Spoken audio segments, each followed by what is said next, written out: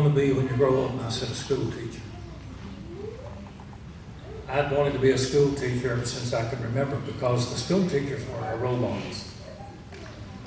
Fortunate to go to Valley View School, had some wonderful role models. And this lady, Eva Osmus, many of you remember Miss Osmus. We had Bible every day. We were able to quote Bible scripture every Friday. And so all the way through school, I had great mentors. Wanted to be a school teacher. The rest is history. And so after 52 years of education, I still see and still have an excitement about our children getting a good education. But more importantly, our children need a good Christian education. Regardless if they get that Christian education in a place called a Christian school, they still need a good Christian education. Now that requires a lot of stuff on the parts of parents. And so as we go forward in our work at the Christian Academy, and I believe it's going to go forward, I have faith this thing is going to take off, and it's going to bless a lot of lives. But we want to be so family oriented, so individually oriented to these children and their future, that we want to be able to lead them a future. And that future, let's seek ye first what? Yeah, seek ye first the kingdom of heaven. Trusting in the Lord for all things. And what else happens? Everything else will fall in place. It's just like the two great commandments. And I'm not a Baptist preacher. You know, there's two. Everything falls on. Love the Lord with all your heart, body, soul, mind, spirit, and then love each other equally. If we did that, this world would be such a much better place. All right. Now, you have in your hand, many of you do, a brochure. And we're going to read the mission of the Campbell County Christian Academy together. And don't feel like Ned in the third grade, just when you think you're going to stutter, don't worry about it. We're all going to read this together.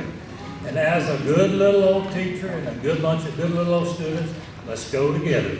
The mission of Campbell County Christian Academy is to partner with families in providing students a Christ-centered and academically challenging education, equipping them with a biblical worldview as they grow in understandings, attitudes, skills, and in favor with God and man. And so this is our marching orders. And we hope to be able to follow through and honor God by doing the very things that we say we're going to do. Now what we're going to do here in just a second, one of you guys be willing to carry this, and if they raise their hand, if you have a question, I want you to raise your hand, and this button right here is going. That way everybody can hear the question, so we don't have all the questions repeated. But we're going to open this up for questions, but there's a few things here that's mentioned that you can read for yourself, but we'll mention to them now. Maximum tuition, if you notice in the left-hand corner, pre-K, a 5-day program, $5,400. Kindergarten and up, $6,000. And it says the tuition listed above is our maximum tuition for the 24-25 academic year.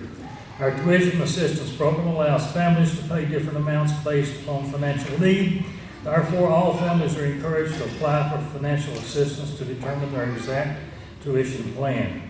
And we use the FACTS Grant and Aid program. By the way, this program is new to us, definitely new to me, and so Aggie and I, and probably some more, will be doing some training later on this week, right, on this program, because we've got a long way to go to learn how to work this program. But we'll use the FACTS and Grant and Aid program to verify each family's situation and recommend an offer. Well, you can read that, but it's important that you do everything that they follow here, and it's got some multiple child discount items mentioned. All right, over on the right-hand side, down at the bottom, academic excellence. Certified teacher, this is a goal that we want to make sure that we follow through on. All of our teachers fully qualified, fully certified. And by the way, I'm going to introduce two of them tonight. We've already got ready to go. And would we, Ms. Slay, would you stand? Ms. Arbo, would you stand? These are two of our teachers ready to grow, and both of these ladies.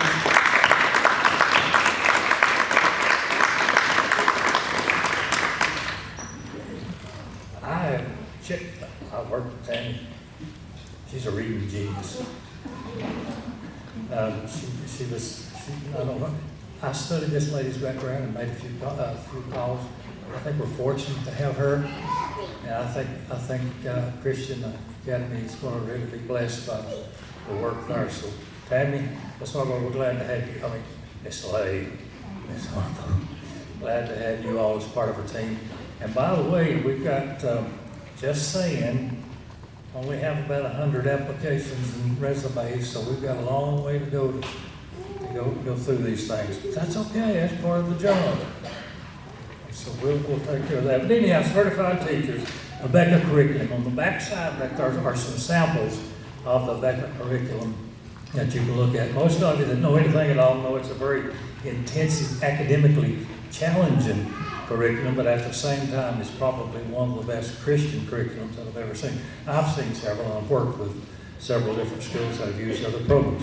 And we're going to be very open and dogmatic, though, about what we present in the classroom. And anytime that there's questions about anything in that curriculum, guess what? Our office is only closed as you get in there and talking to us or giving us a call. And you'll be able to thoroughly look through these things. And that's one of the things I think we fail to do in a lot of, especially our public. We don't get through the curriculum as closely as we could and we should. We don't examine what our children are facing. For instance, let me say this, and I was listening to this young lady's talk. The greatest advocates for any of our children, regardless of where you're at, what position of life you're in, the greatest advocates for these children are their parents. Those that love them the most, those that care for them the most, are the greatest advocates. And there's times that, yes, our kids will be wrong about things.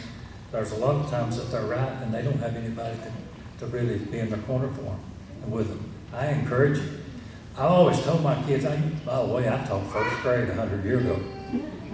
I had 43 kids in one room. That's too many. That's okay. That's 100 years ago. Things have changed.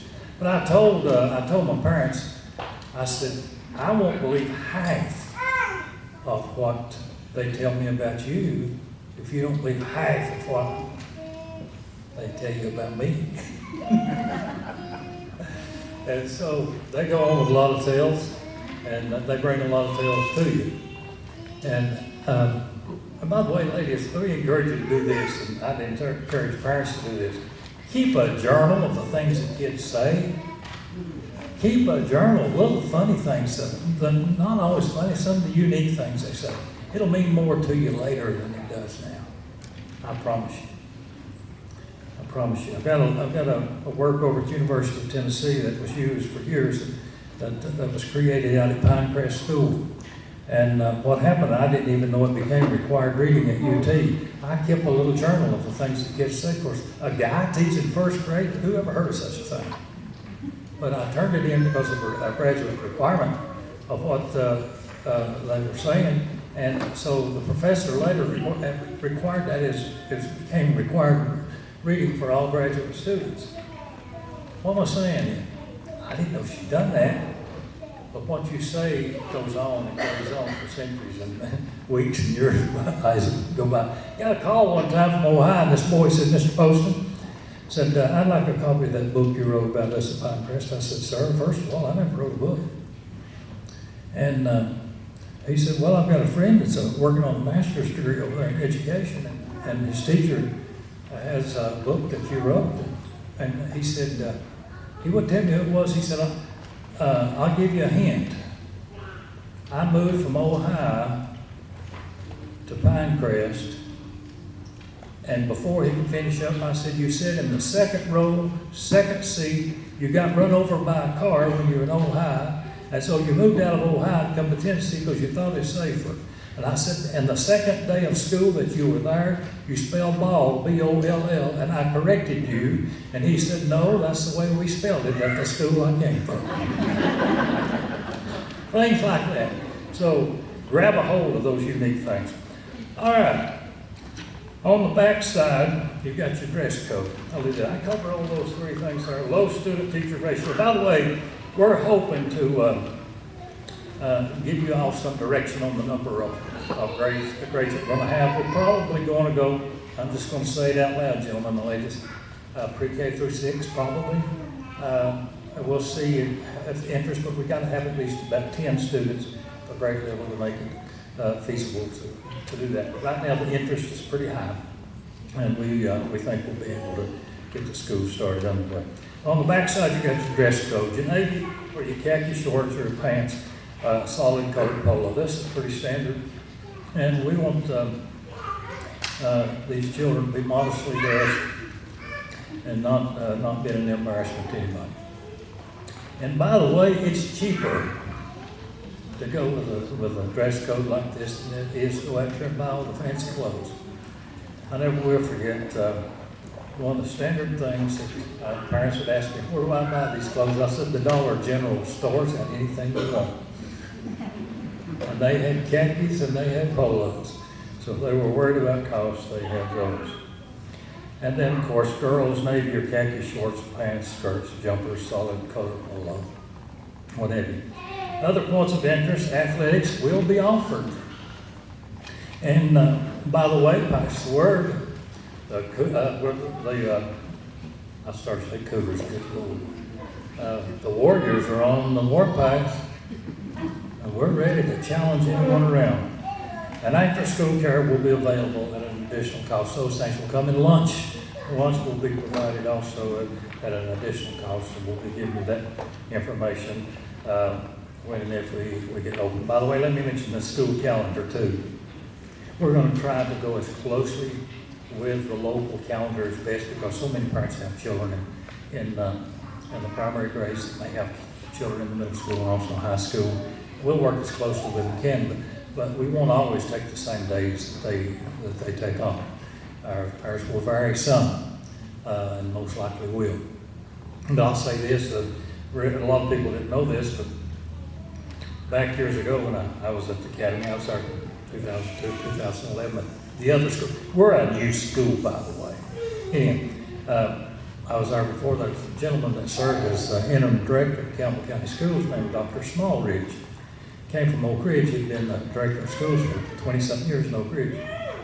Well, he lived in Oak Ridge. He waited. He called me every time there was bad weather. What are you going to do, Donnie? Whatever I did at the academy, that's what he did in Campbell County. People didn't know that.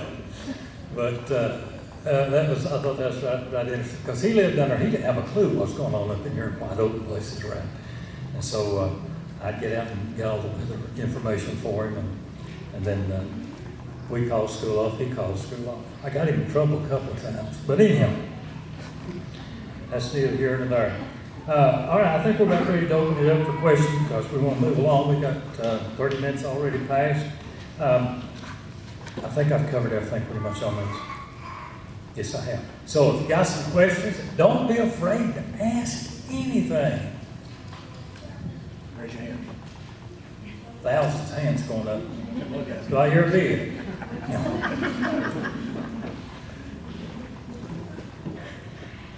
There's one right back there. I know that lady. One of my students. Will there be Wednesday or chapel services at any point? Okay. Yes, chapel weekly. Okay. QR code on the back. Mike, where you at?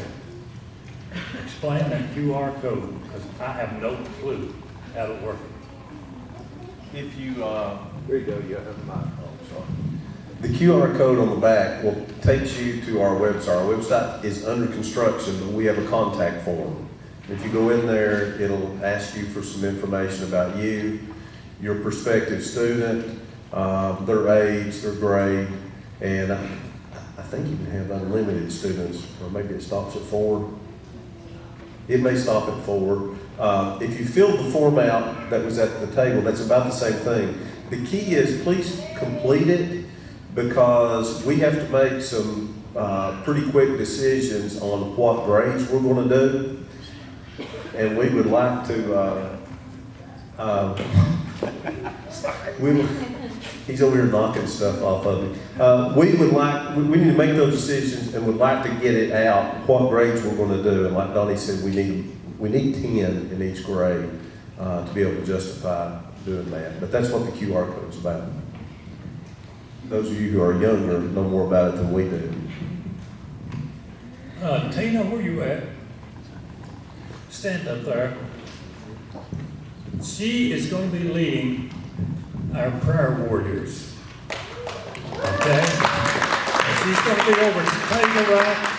If you'd like to sign up and be a, listen, there's nothing any greater than having people praying together for the same reason, same cause, being united. So she's going to be heading up that, join that team. Be a warrior, prayer warrior. All right, thank you, Tina. Any more questions? Here's one.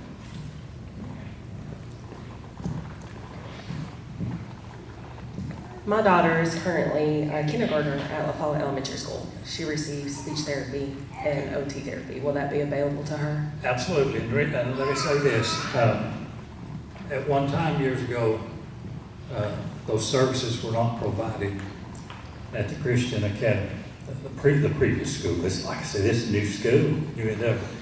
But because of the laws of the land, a child that has any kind of special needs in those regards, we may not be able to be everything to everybody.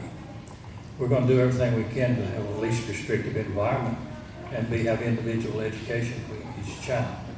And so that takes a lot of one-on-one work with the parents and those teachers and students. At the same time, we did before, we'll do it again, unless they tell me that I cannot, and if they tell me I cannot, then I have to pick up the phone and say, why does my child not get those services when that child is eligible? So yeah, you have to be advocates for them. So yes, we will help them. I can say that very emphatically.